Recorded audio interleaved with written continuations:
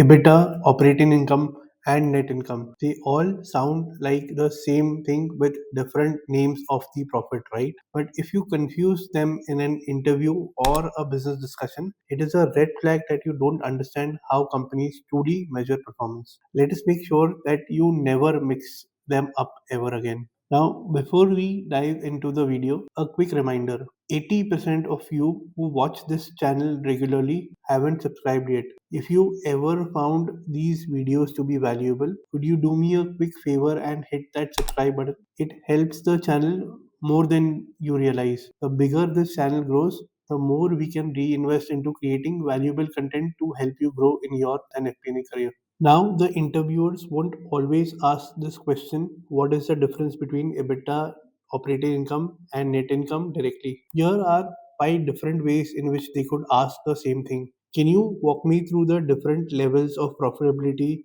of a company on its income statement? How would you explain EBITDA, operating income, and net income to someone without a finance background? Which profitability metric do you prefer to use while analyzing a company's performance, and why? What's the difference between operational performance metrics like EBITDA and bottom line figures like net income? If you are comparing two companies, when would you use EBITDA versus operating income versus net income in your analysis? These are different questions, but they test the same thing. They're checking if you truly understand how businesses measure success beyond just quoting the numbers. So, why do the interviewers love asking this question? Let us break it down in the next step. It is not about testing your memory of textbook definition. It is about seeing if you understand the story behind the numbers. What the interviewer wants to know is, can you grasp the different layers of profitability from core operations to the final net profit? Can you choose the right metric depending on the context, whether it's valuation, cash flow analysis, or reporting performance? And most importantly, do you think like a finance professional who can explain these metrics to both finance and non-finance stakeholders? Because in FP&A, knowing what to use and when is what sets you apart. Let us simplify this.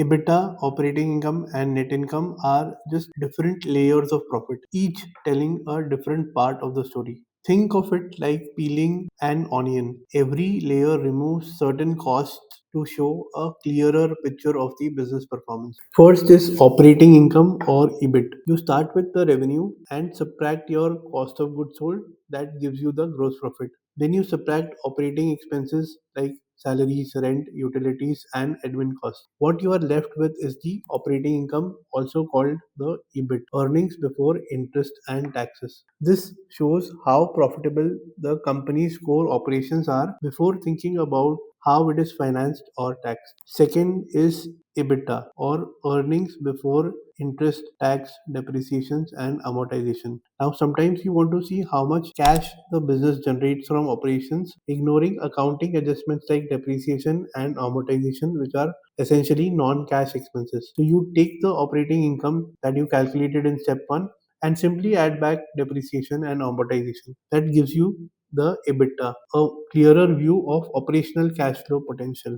It is very useful when comparing companies or evaluating debt capacity because it strips out the non cash and the financing impact. Third comes the net income. Finally, after operating income, you subtract interest, which is cost of debt, and taxes. Also, you account for any one time gains or losses. What is left is net income, which is also famously known as the bottom line. It tells you total profitability, but remember, it includes many factors outside core business performance like financing decisions and tax strategies. So, remember, EBITDA is cash focused and reflects operational efficiency. Operating income is the true operating profit, and net income is the final profit after all costs, but can be messy due to non operational items. Each has its place. The key is knowing which one tells the right story for the right situation. On a quick side note, if you are very serious about growing in FP&A role, check out our Certified Global FP&A Professional CGFPA program. It is a 6-month in-depth CPD accredited certification to help you become a true business partner. Links are in the description below. Here is something that catches many professionals off guard.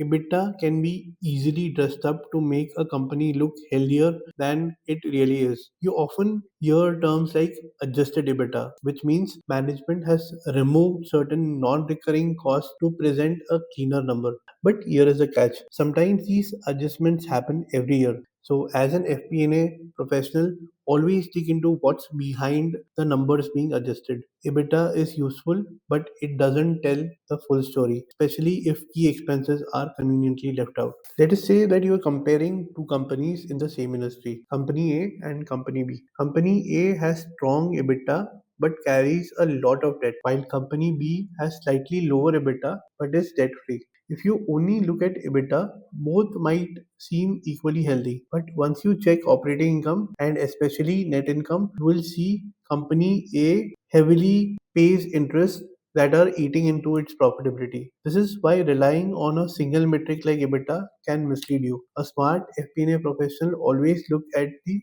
whole picture before making any conclusions. Now you not only know the difference between EBITDA, operating income and net income, also when to use each one to tell the right story. If you found this video helpful, give it a like, drop a comment with your next interview question, and don't forget to subscribe for more FP&A insights that can help you stand out in your interviews and on your job. Thank you for watching, and I will see you in the next video.